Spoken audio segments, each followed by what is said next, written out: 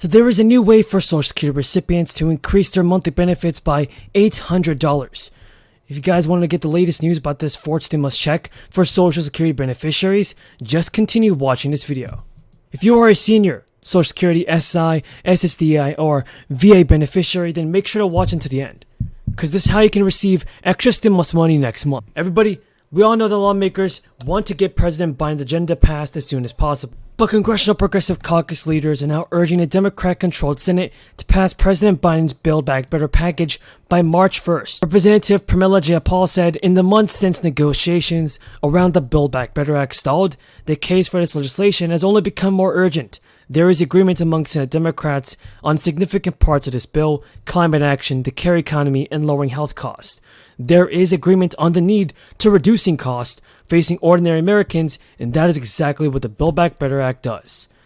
So the Congressional Progressive Caucus has been a leading force at the negotiating table during months of lapsed deadlines to pass the massive spending package.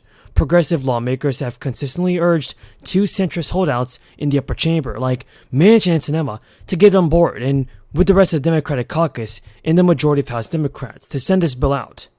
Biden's bill would greatly help so many Americans, so I do agree that Manchin and Sinema can make a big positive impact on the country. The good news, though, is that in recent weeks, lawmakers have become more vocal in their desire to see results on passing Biden's agenda.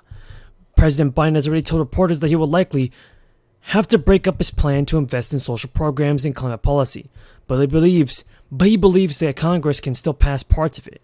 Biden said he has been talking to a number of colleagues in Congress, and he said he believes he can get win support for more than $500 billion in spending to combat the climate change. And do you think Joe Biden's social spending bill should be approved sooner than later? So Social Security benefits are usually around $1,500 per month, and this amount can vary depending on the person's lifetime earnings.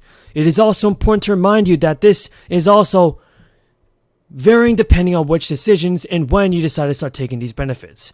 But there's a way that you can increase the monthly benefit to about $800 per month. Social Security beneficiaries have definitely been impacted by inflation. Social Security benefits have definitely been impacted by inflation, but this also affects how much the monthly benefits cover for the average recipient. In fact, inflation was kept to near zero for the better part of the previous decade. In less than a year, all prices have surged in almost every major category. Grocery prices are the ones that soared the most in over the past year. This is a sector that greatly affects senior citizens who are living under fixed incomes like pensions. These prices have surged up to 12% in some categories. In order to fix this, the 2022 COLA will be 5.9%, which is the largest COLA adjustment in over 40 years. If you think you still need more cash, there are some strategies that will help you get a significant boost in your income. The most important one is the way to delay your retirement credits. In order to file for Social Security benefits, you need to be between the ages of 62 and 70. Now, if you file for them earlier, the more benefits you will receive. You want to wait to claim your benefit until you're 7 years old in order to make the monthly payments increase. Now, if you guys have any more questions about this, leave them in the comments below, and I'll do my very best in answering them. Thank you very much. First, let me say, because today is the first day of Black History Month, what an exciting time this is, and to know that in this month, President Biden will be nominating the first Black woman to the United States Supreme Court, and that we in the Senate are going to have the opportunity to confirm her. So it's a very exciting time. And it's also an exciting time for the economy, because President Biden and Democrats are getting the economy back on track. Every kind of number shows that. And a strong economy means strong families and strong communities, and frankly, a strong future for all Americans. Democrats worked with President Biden to pass the American Rescue Plan, no small feat. Getting shots into arms, getting kids back into classrooms, and getting our economy moving again. And it is working. When President Biden took office, 18 million people were unemployed. 18 million people. Today it's 2 million people on unemployment. We've helped businesses create 6 million jobs, the greatest year of job growth in American history. We've seen the best economic growth since 1984, and we've seen the biggest single-year drop in our unemployment rate in our nation's history. And yet we fully understand, we understand completely that COVID-related challenges have caused prices to rise, and it's not acceptable. So Democrats are laser focused on bringing down costs for Americans. That is our focus at this moment. Since day one, President Biden and Democrats have been putting the American people first every day. Senate Republicans talk a lot about inflation. They talk about it all the time. They view it as a great political issue, but what have they done about it? What have they done other than talk about it? Well, frankly, they've done nothing but vote no on things to bring prices down. We have a report from the DPCC today on every piece that relates to the cost in American lives and how, in fact, Republicans have voted no.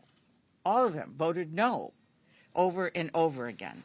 No to actions that will lower the cost of food. No on supporting restaurants that have worked hard to help people stay employed during the pandemic. No on lowering health care costs.